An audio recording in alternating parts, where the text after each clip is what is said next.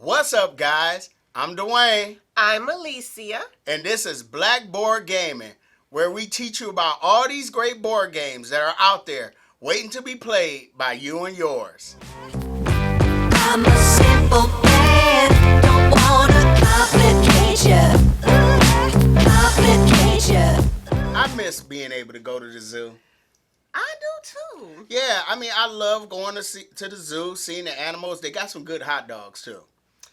Truthfully, I like reading the placards too. Oh man. So today we're going to visit the zoo, but we're going to visit it in a different way.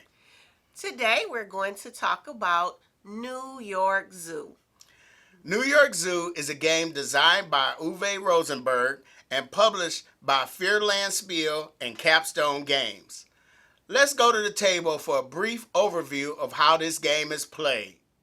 New York Zoo is a tile placement game for 1 to 5 players where the players are competing to build their own animal park. And welcome to the New York Zoo. As part of setup, we will place this action strip in the middle of the table in reach of all players.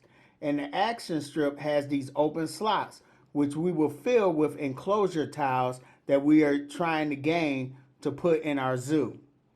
The enclosure tiles range in 4 different sizes, and we will randomly place them around this board, with the smallest being on the bottom and the largest being on the top of the stack. And then we would take this wooden elephant meeple and place it on the starting space of the action strip. Each player will get one of these player boards based on player count. So we're setting up for a 4-player game as depicted in the lower left-hand corner. And so with that, I'll be using this mat here. To the right of the player board is the supply of animal meeples. This will be placed in reach of all players. You got your penguin, you got your Arctic fox, you got your kangaroo, your flamingo, and meerkat. Each player will start with 2 animal meeples as depicted in the top two corners of their player board. So I will get a kangaroo, place it in one of these houses, and then I will get a meerkat, place it in another house. I have 3 houses on my player board, and each house can hold 1 single animal. To the left of the player board are the attraction tiles. This too will be placed in reach of all players, and we are trying to gain these attraction tiles to help fill up our zoo. And I will talk about how we gain these in a little bit. So the object of the game is you are trying to be the first to build your zoo up completely by filling out all these tiles. A player's turn is 3 phases: moving the elephant, taking the main action, and then participating in animal breeding if it happens. Moving the elephant in a 4-player game, each player will be able to move the elephant 1 to 4 spaces and take the action where it lands. There are 2 types of actions on the action strip. If your elephant lands here, you'll be able to take the topmost tile and place it onto your zoo. If the elephant lands here, you'll be able to acquire the animals that are pictured there. So let's say it's my turn. I take the elephant, I move 1 space. So that means I acquire this topmost tile. And I can place this tile anywhere on my board. Of course, I can't overlap the boundary, and I can't overlap another tile. But let's say I place this tile here. Now, whenever you place a tile, you have to immediately fill it with the animal of your choice from one of your houses, or you can fill it from another tile on the board. If you cannot fill it with an animal, then you cannot take this action. Fortunately, I started with a kangaroo and a meerkat. So I'm going to take this meerkat, place it into this enclosure. So moving forward, this enclosure can only hold meerkats. I can fill it up, but just meerkats. Now, the other action I can take is to acquire an animal. So let's say I stopped at this spot. I can get a kangaroo and a meerkat. If I wanted to just take one of those, I could, but I want to take both of them. So I'm going to take a kangaroo, put it in one of these houses. I'm going to take a meerkat. I could take this meerkat and put it in this third house, or I could place it onto this enclosure tile with the other meerkat. So I moved the elephant. I took the main action. Then I will see if I pass an animal breeding spot. There are these brown spots around the animal strip that shows a specific animal, and those are animal breeding spots. Right here, we have passed an Arctic fox breeding spot. I don't have any Arctic foxes, so nothing will happen. Okay. But let's say on a later turn, I landed here. I take this tile, place it on my player board. Of course, I had to fill it up with an animal, so I would take this guy. And if I wanted to, I could take a second guy of the same type. So I got another kangaroo. I could place that one here. Then we would check to see if any animal breeding spots have been crossed. We crossed this one. So when crossing an animal breeding spot, every player gets to participate in this. So for each player, if they have an enclosure that has a pair of meerkats in it, then they will be able to add a third meerkat to that enclosure. I have one. I'm the active player, so I will go first. I will place a third meerkat here. If I had a second enclosure with a pair of meerkats, I could add a meerkat to that enclosure also. If I happen to have 4 meerkats in this enclosure, I still will only be able to place one. Now, we've gone over moving the elephant. We've gone over main actions. We've gone over animal breeding.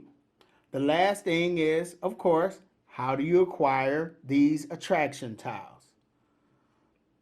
So let's say later on in the game, I was able to fill up this tile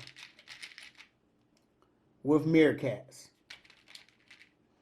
As soon as I place my last meerkat into that available space, I would take all these meerkats. If I had an open house in my area over here, I would be able to keep a meerkat, and then I would return the rest of these to the supply, and then I would be able to gain an attraction of my choice. So let's say I take this one. And I place it here. So now I have this empty enclosure, and I can start placing more animals. As I acquire animals, if I went here and acquired a kangaroo and a flamingo, I'd take a flamingo, I could place it here and start filling that up with flamingos. Now, I didn't go over every aspect of the game, but pretty much I just wanted to do a quick overview.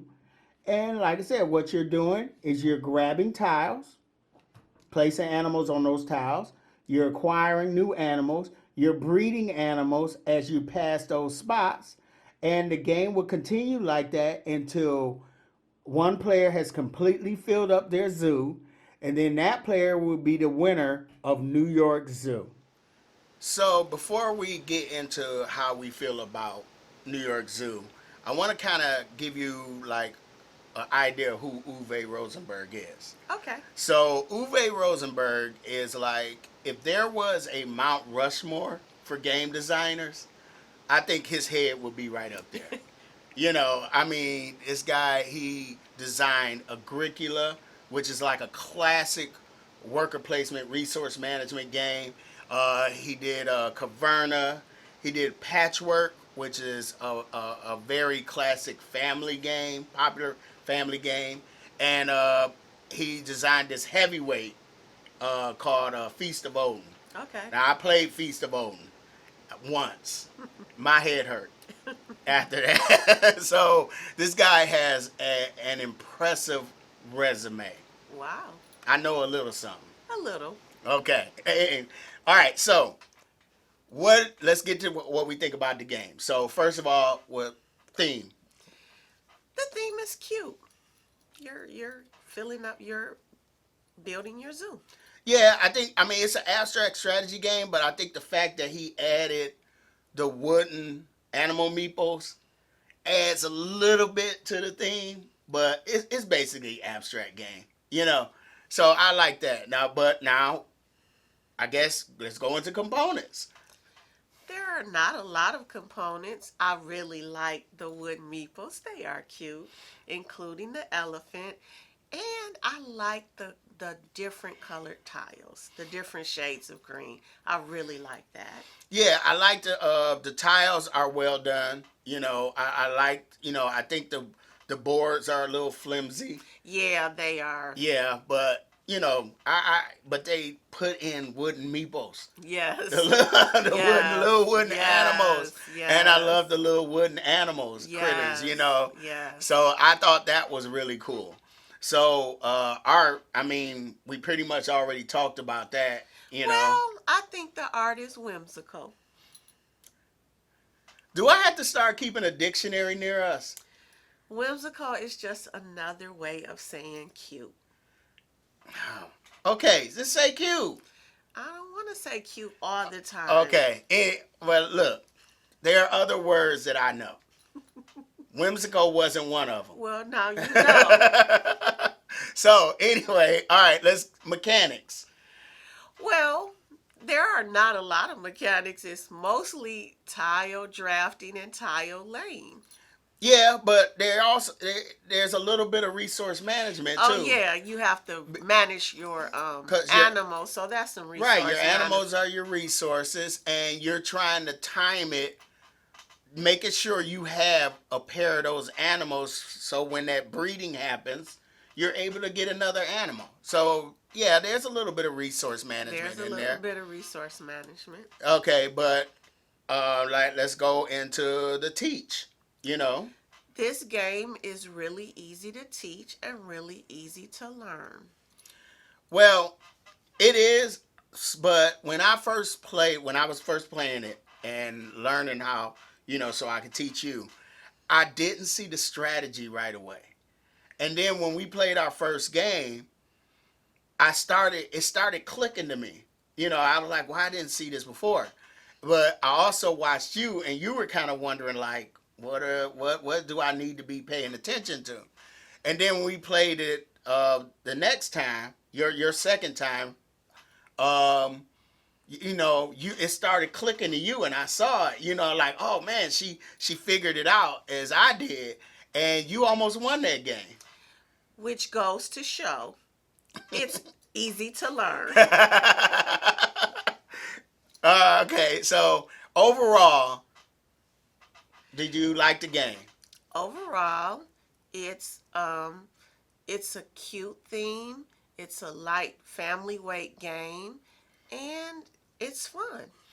Yeah, I really liked the little animals. You know, like I did like this better than, you know, when we played Indian Summer, and I like this a lot better than Indian Summer, probably because the way you draft the tiles and the way you gain those attractions and stuff like that. So, well, I agree that it's still abstract, but it is more thematic.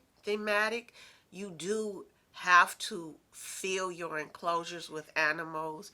You do get more animals through breeding, so it's just a tad bit more thematic. Yeah, I got you, but it's still abstract. It's still abstract. So we love New York Zoo. It's a great game, and I think that will be a great game to get for your family.